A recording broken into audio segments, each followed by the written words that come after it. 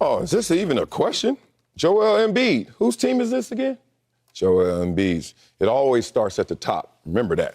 And it starts with the best player on the team. And the best player on the team can't even crack 20 points. Nobody on this team could crack 20 points when they went back down to South Beach.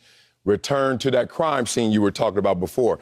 James Harden, post-traumatic stress, shook, went back on the block. This time he brought his boy, his big brother. And Big Brother wasn't there. I don't know what Big Brother had going on in the mind and in the heart, but it wasn't pumping like normal. That third quarter aside where he came out of halftime like, let's go. And if it starts at the top, I got to blame Joel Embiid because Joel Embiid went out there and didn't perform up to standard, didn't perform up to contract. And the contract, I'm not talking about the money terms. I'm talking about what he agreed to do for the Philadelphia 76ers and more importantly, what he agreed to do with James Harden. Remember, this is a guy who wanted to undermine the contract he had with Ben Simmons and call him out. Wanted to read the fine print in front of the entire world. Ben Simmons is not the guy I could ride off into the sunset with. I can't ride to the top of this mountain with Ben Simmons. All right, get what you want. Now you got James Harden in the building. And James Harden, you finally play a game on the road. You go back to Miami, and this is how you return the favor. So I got to blame him. To me, it's really simple. James Harden is not asked or not tasked with being the guy on this team. It's the top dog. It's Joel Embiid. Nah, they got to talk injuries. All injuries ain't the same. I used to hate when you would get a sprain, even a dislocated finger. I remember I dislocated my finger in Dallas. Parcells looked at me like, and? And I was like, yeah, you're right. And what does I do? You know what you do? You bridge tape them, go back out there, right? Orbital fracture? I'm sorry. Okay, you know what? You're going to miss the game. We're going to fit you for the mask. You go back out there. Ain't nothing wrong with you with an orbital fracture. It's a fracture. That means you're not stressing it. The mask will protect you. You get hit in it again, it's going to hurt. Guess what? That pain will subside. But this contract that you signed, it is for every single moment you're on that basketball court. Once you cross those lines, we expect something from you because who is much given, much is expected. I'm not giving him that pass. If he had bone bruise and John Morant comes back, it's not the same. I give you that. If you got muscular injury, fractured bone. I played with a broken foot and made the Pro Bowl. Not to give me any credit. I'm just telling you what happens. It ain't nothing compromising me but pain management. He made it in the MVP race. Hey, hold on. You forgot. He came back from that orbital fracture and gave you 24 while James Harden gave you 31. So James Harden like, yeah, I can't carry the load, but this ain't my load to carry. Now, we going back to South Beach. Can you be you? Because I'm me. And you know who I am? Second to you. That's all James Harden is saying. He reminded him where he signed.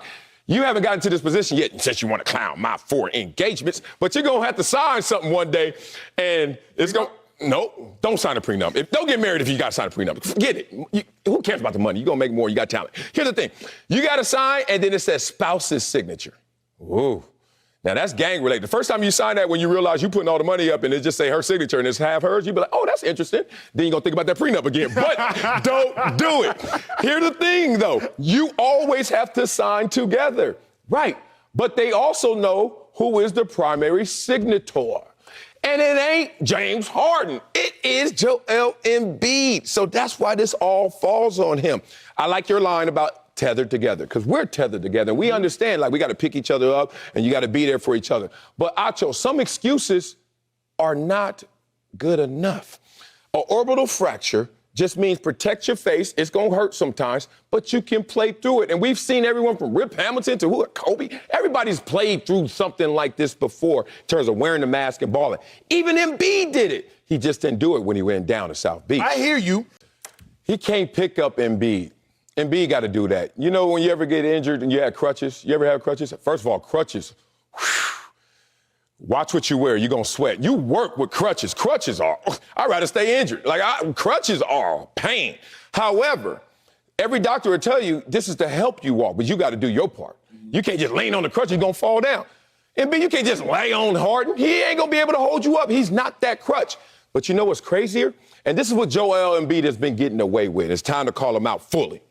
This whole MVP conversation kind of distracted us from what's going on with Joel Embiid. Him calling out his teammate Ben Simmons, that was a crime. To me, that was a felony. But we let him off on a misdemeanor. We didn't even try him as an adult, it felt like. Okay, that's fine. But have y'all been peeping Joel Embiid in the postseason the last 3 years? You want to talk about it? Let's start at the beginning. When in 2019, he was averaging 30 points a game. 2019, 2020. 30 points a game. 28 points a game. This season, 24. Wait a minute. James Harden signed up to be number 2. And tethered together, I'm signing up to be with the MVP. He should pull me up. In the postseason, Joel Embiid is not only not going to pull you up, he's going to pull himself down or try to lay on you as the number 2, as Ben Simmons found out. And James Harden is finding that out right now. I understand, orbital fracture, but before it was fatigue, before it was injury, before it was Ben Simmons. Now we just got to look at the numbers in the absolute. You went from 30 to 28 to 24, and you supposed to be the MVP? You need to carry a little more weight, bruh. But I wish I could give him that pass for that orbital fracture, but sorry. A guy who played with a Jones fracture, guy who played with broken pinky toes, I know what it feels like. Yeah, it hurts, but you can still play. Oh, you can play, especially with the medicine they got back door. Here we go. Did you know that Joel Embiid has had 15 career postseason games where he scored 20 or fewer points? Oh, that's embarrassing. Oh, that's embarrassing. 17 points, as you said, for James Harden was embarrassing. Joel Embiid, 17 points for you? That's embarrassing. Do you know that he averages only 19 points a game in the 3 postseason game losses this year? 0 for 6. You talking about, what was James Harden's three-pointer again? 5 for 18. That's better than 0 for 6. Embiid, when y'all win, here you go, 26 a game. When you lose, 19 a game. Dog, I think we're giving Embiid a pass. Embiid has gotten regressively worse every postseason in terms of his scoring output, and no one is making mention of that. We just keep looking at who's next to him because we can't see Joel Embiid. I don't know how y'all missing him. The dude is 7 feet, even though he had the three-point line. Coming up, the Warriors can't close out their series tonight, but can Steph Curry